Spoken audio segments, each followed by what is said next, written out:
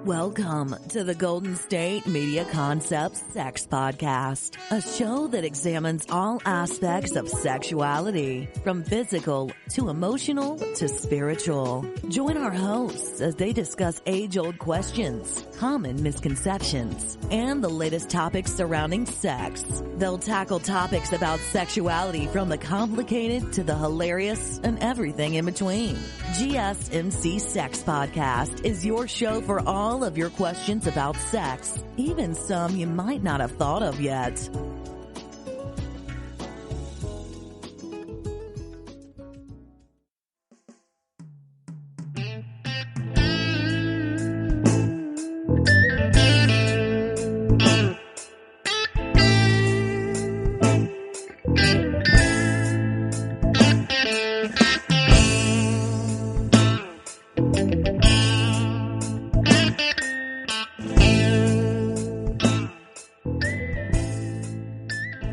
Hello and welcome to Golden State Media Concepts Sex Podcast. I'm your host, John Johnson. Step into my parlor. Here's a question that I was asked. As a guy, why do men seem to chase any and everything that comes their way? Every skirt that passes by. How come guys just can't pass that up? Well, I'm going to answer that question not as if it's all guys that do that, but, the question was asked. Well, I'm going to give an explanation that I think goes right over the heads of a lot of people until you get the concept, until women get the concept. And here is the answer.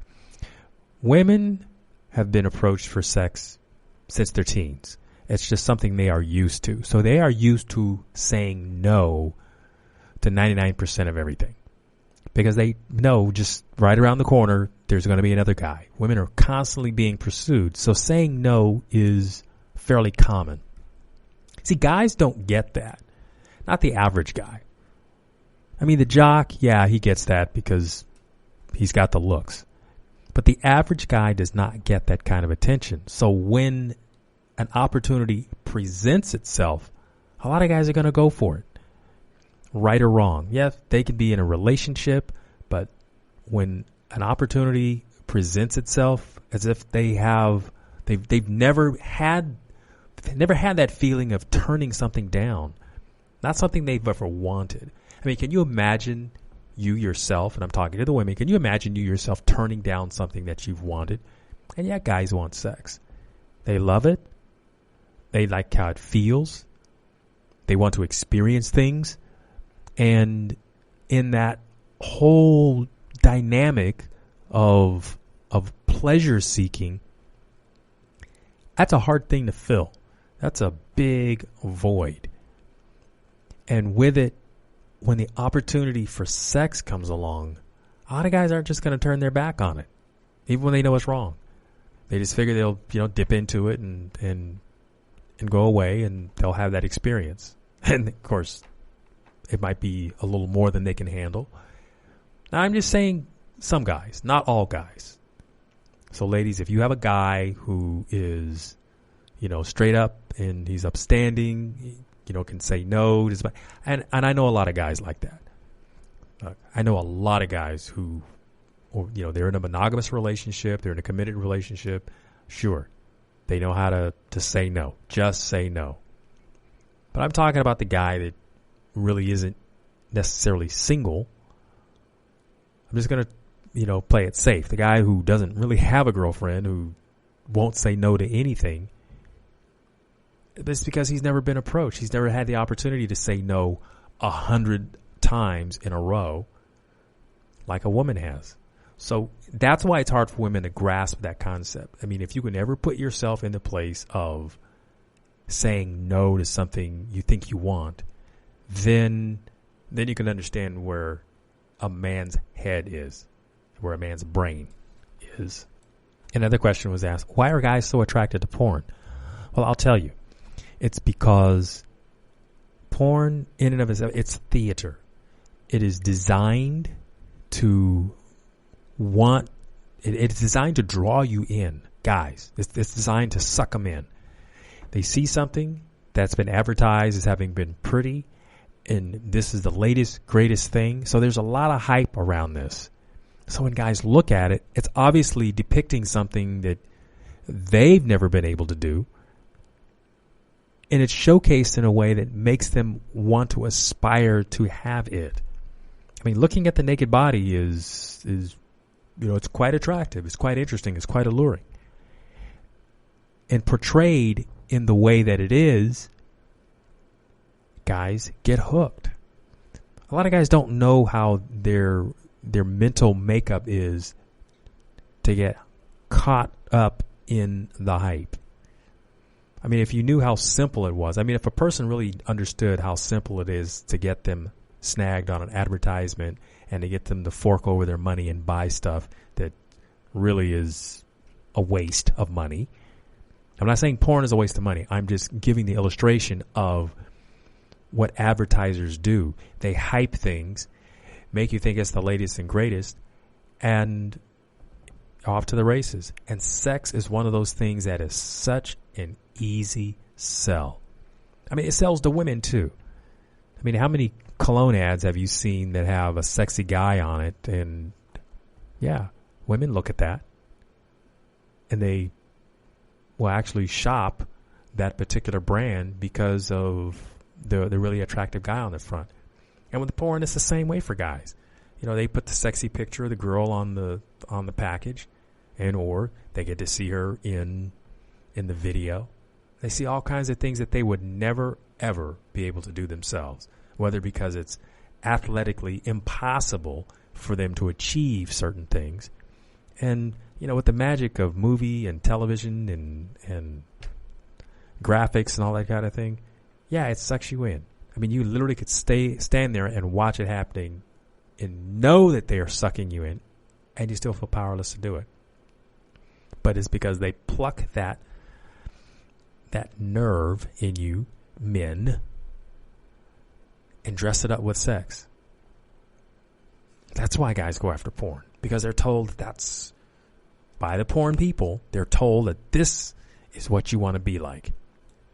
So how is it that guys are attracted to older women? They call them MILFs, M-I-L-S. Moms I like to freak. Let me just use that word. It's because older women, and I'm saying it, you know, relatively speaking, are very attractive to younger men because they look at an older woman as somebody who not only has experience, but someone who will be nurturing. And I don't want to cross over into the Oedipus thing. That's something that Freud talked about, but they call it the Oedipus complex. Read up about it. It's when you have someone who will mentor you through a sexual experience, which is something an older woman will do for a guy, and guys appreciate that. I mean, guys bring their enthusiasm and their stamina to something like that, but they're like, you know, wild ponies. They need to be corralled. They need to be trained a little bit. And when they've been coached along, see, an older woman tends to have the experience to be able to do that. And guys like that. You know, they hear about it. It's a fantasy. And probably, and I don't know any guy that hasn't seen this at one point in time in their life, but they've seen an older woman who's fairly attractive that, you know, was kind of, kind of out there. Meaning she's, you know, witty, and you kind of get her sense of humor, and she's also, you know, kind of sexy, and you just find that really, really alluring. So guys imagine themselves being with that woman, and the fantasy just carries on. It's a fantasy, but some guys get to live it, and there's obviously a lot of literature out there on that very subject. Because guys hear about how older men have younger women. And so guys imagine the role reversal. Whether it's somebody's mom that they said, wow, man, she's hot. Or a particular teacher, maybe it's the gym teacher or the home ec teacher or the art teacher. Somebody that works in the office, again, an older woman who's attractive, and men get exposed to that, or maybe one of their mom's friends who seems to be really attractive, because it could be right at that point in time when guys are going into their puberty, and they're horny about everything. And they see something that, wow. So that's how the fantasy gets started. Look, I'm going to take a break here, and I'll be right back. Stay tuned. Still on the search of that one true love? On the limbo in this crazy world of dating, marriage, relationships? Well, listen to the Golden State Media Concepts Relationship Podcast, your one-stop podcast for everything about relationships.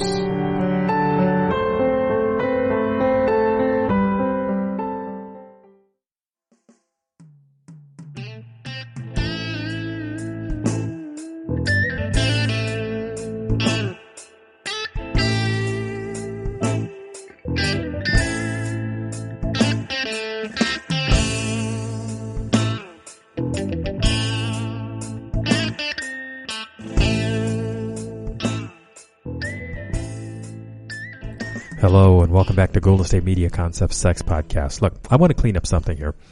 I mentioned the Oedipus complex and mentioned Sigmund Freud, and I kind of did a throwaway there. I just said go look it up. You know what? I'm going to fix that for you. I'm going to talk about the Oedipal complex, and here's something that was published by Saul McLeod back in 2018. So I'm going to read this just to give you a little overview of what it's about, if you're not familiar with it. So the Oedipal complex is a term used by Sigmund Freud in his theory of psychosexual stages of development and is the generic term for both Oedipus and Electra complexes. The Oedipal complex occurs during the phallic stage of development, we're talking about boys here, in which the source of the libido, which is the life force, is concentrated in the erogenous zones of the child's body. Now, this is from Freud, 1905. Now, during this stage, children experience an unconscious feeling of desire for the opposite sex parents and jealousy and envy towards their same-sex parent.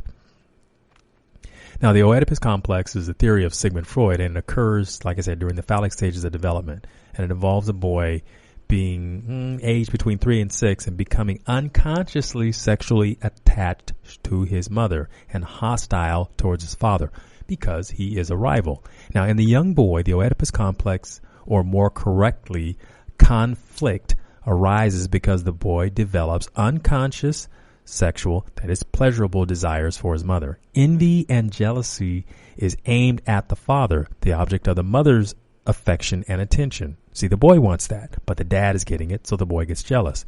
Now, these feelings for the mother and rivalry towards the father lead to fantasies of getting rid of his father and taking his place with the mom.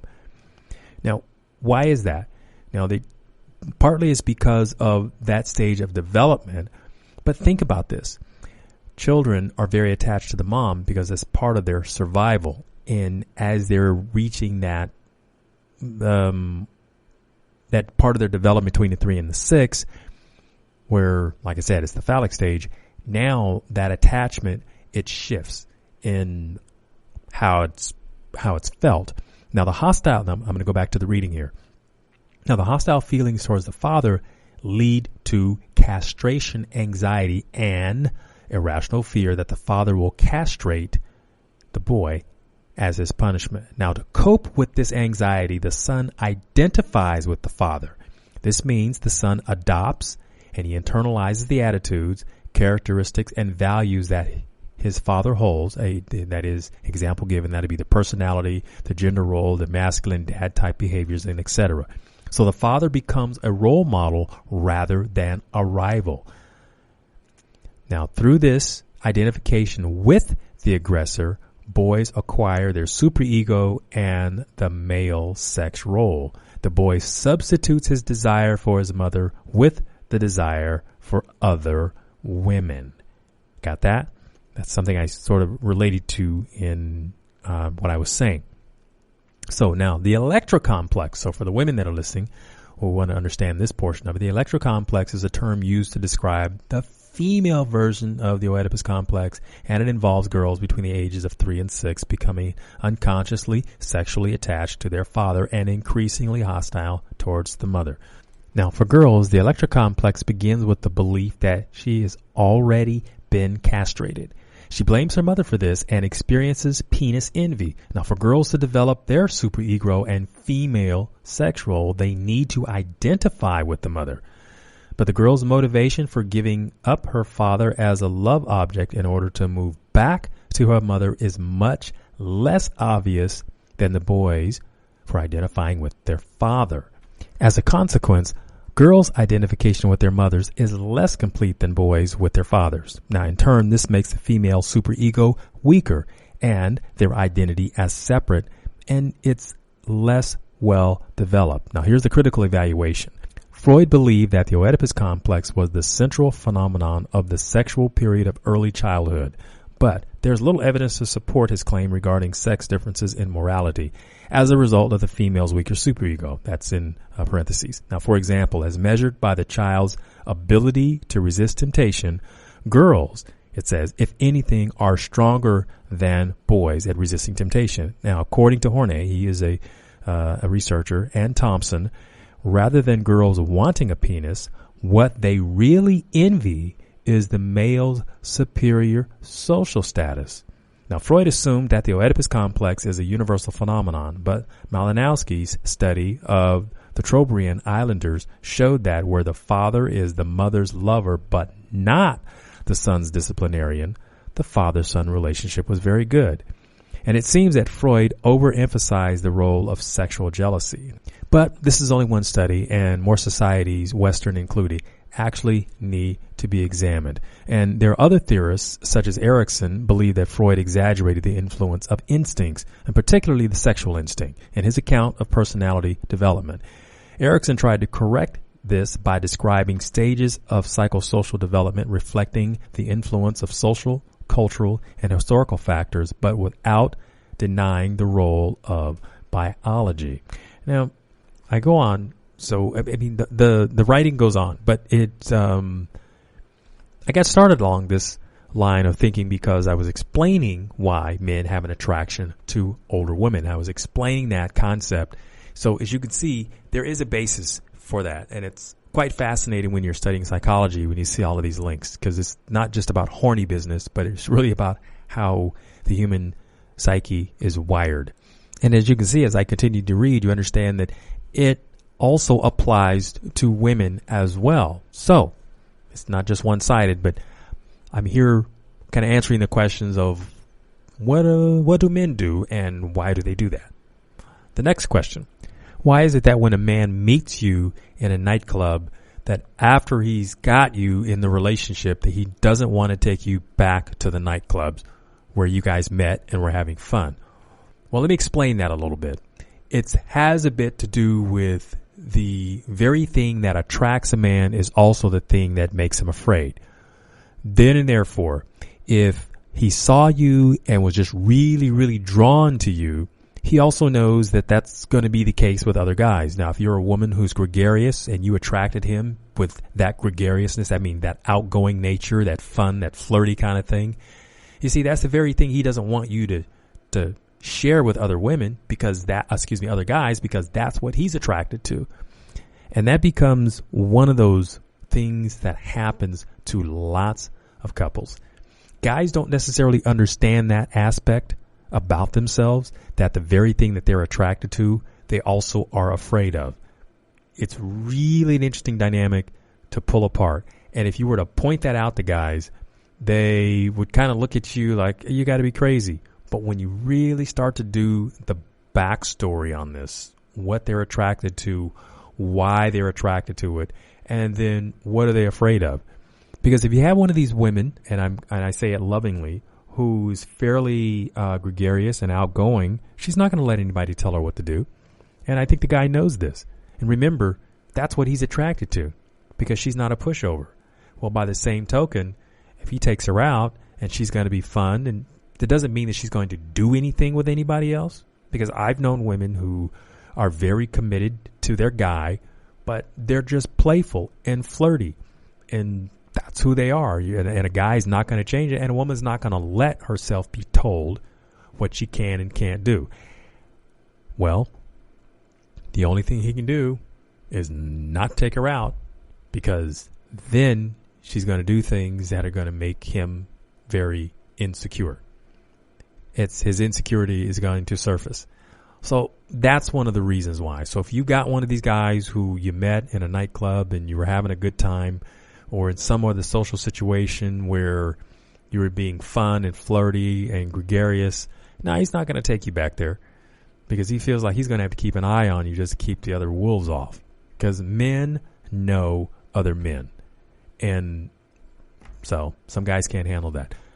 I'm going to take a break here and I'll be right back. Stay tuned. Tired of searching the vast jungle of podcasts? Now listen close and hear this out. There's a podcast network that covers just about everything that you've been searching. Hey! The Golden State Media Concepts Podcast Network is here. Nothing less than a podcast bliss with endless hours of podcast coverage. From news, sports, music, fashion, cooking, entertainment, fantasy, football, and so much more. So stop lurking around and go straight out to the Golden State Media Concepts Podcast Network. Guaranteed to fill that podcast itch. Whatever it may be. Visit us at www.gsmcpodcast.com. Follow us on Facebook and Twitter, and download us on iTunes, SoundCloud, and Google Play.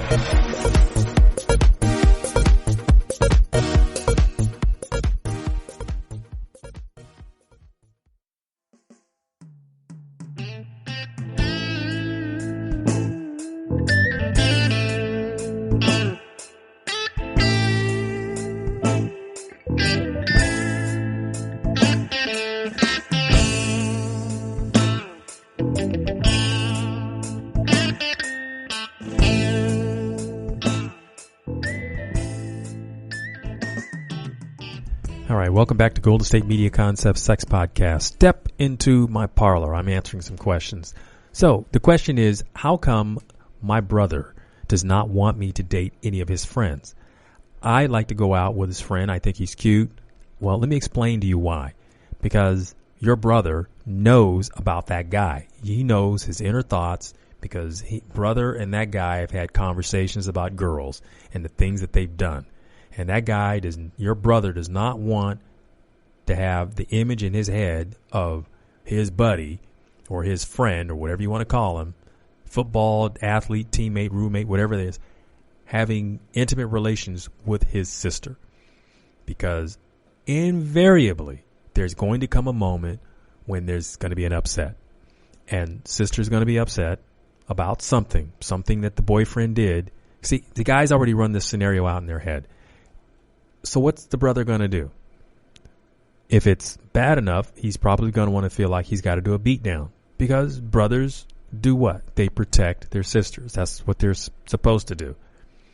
And he'd have to beat his friend down for doing something. Now, maybe brother wants to have a hand in who you date, and he'll probably pick the guy who is not so threatening, the guy that's least likely to try to pull things that he can probably at least give that veiled threat. Don't let anything happen to my sister or you're going to get hurt. That kind of thing. But if it's one of his close buddies, then, and here's another thing too. If it's one of his buddies, see, that relationship's going to break up because he's going to be spending more time with you. So he can't really do both. It just won't work out that way. So that's why the brother is not going to let you date one of his friends, because there's always an argument that happens. Every relationship has this. You just hope it's not a bad one. And in particular, if he says, no, don't go out with that guy, he's bad news, it's because he's already had conversations with that guy about other things that he's done. Now, granted, guys have a lot of fantasies. They talk a big game. They're teenagers in their 20s. They talk about sex that they never get. It's just part of a big circus. They imagine things. Lots of fantasies. It's not until they've really established themselves that they're going to have any hope. And part of it is you got to have your own place to really have a relationship with somebody where you have some privacy and your intimate time is something that you can experience like adults. Oh, yeah, I mean, there's lots of exceptions that I can think of to this situation, but I'm talking about when you're really doing the relationship kind of thing where it's not just whenever we can find time to be together or we can steal a moment here and nobody's going to walk in on us. But when you've got your own place then the possibility exists that you can have a relationship, because then you can also be there and work out the difficulties and the problems. You're not going to be running to family members for cover when something doesn't work out. You learn to keep that contained in the relationship. So I'm explaining this to you as a woman. If you are going to date your brother's friend, one of his buddies, maybe he's an athlete on the team or something like that, then he's probably going to say no unless he's fully vetted this guy. And because your brother knows that at some point in time, he's going to have that talk. Okay, next question. Why do men roll over and fall asleep after sex? Well, here's why. Because when a man has an orgasm and he ejaculates, prolactin is a hormone that's released. And in men, this generally is going to put them to sleep. And the only way for them to kind of get over that drowsy, sleepy feeling is they'd have to take a lot of caffeine. If whatever it is that hypes you up, that wakes you up, whether it's coffee or soda or something like that, that's what it's going to take to keep from falling asleep. But prolactin actually is something that makes a man relax. So why? When they're having sex at night, they tend to roll over and just really calm down. That's the reason. So now that leads to the next question. Why do some men not like to cuddle after sex? Some guys are not comfortable with being vulnerable at that moment. They were vulnerable when they were being, when they were penetrating, when they were being physical, giving all of that and getting the sex face, everything that's going on with that business.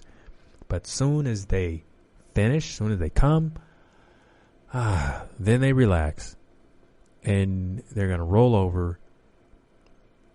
And the being vulnerable part is really, really difficult.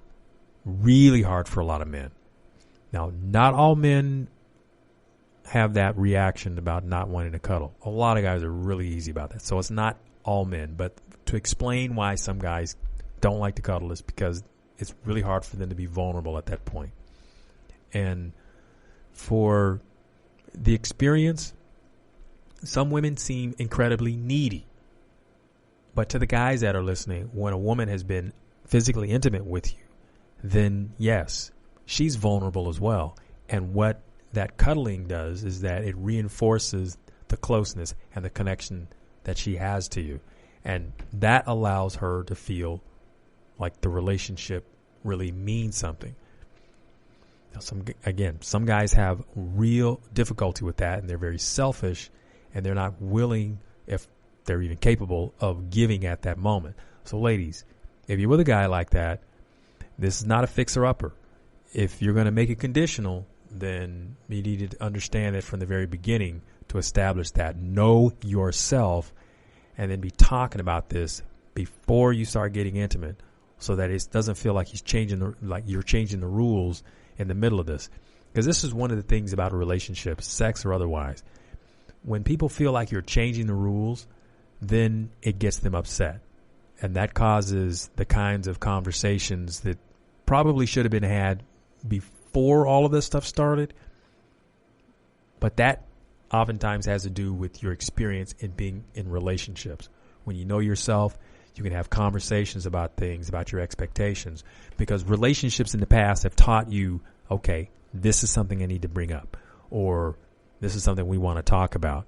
And vice versa. And I really encourage people to know that about themselves. So when they're talking about their sex, it's not just about what position or what color costume you like to wear, but when we're talking about the emotional components, do you like to cuddle afterwards? How do you feel? Are you vulnerable? And how do we make you feel better about it? But there are those times too that somebody wants a quickie. It's not about the vulnerability. It's just about connecting right then and there. And then we pick up where we left off and we'll sleep together tonight. But right now, this afternoon, we are just going to have fun and have a nice smile. So ladies, hopefully you have an idea how men are wired and why they do a lot of the things that they do, so that you don't feel dismissed, disrespected, put off. Now, this is not to give an excuse for bad behavior. This is just to explain how some things are. And if you need to have a conversation about it, you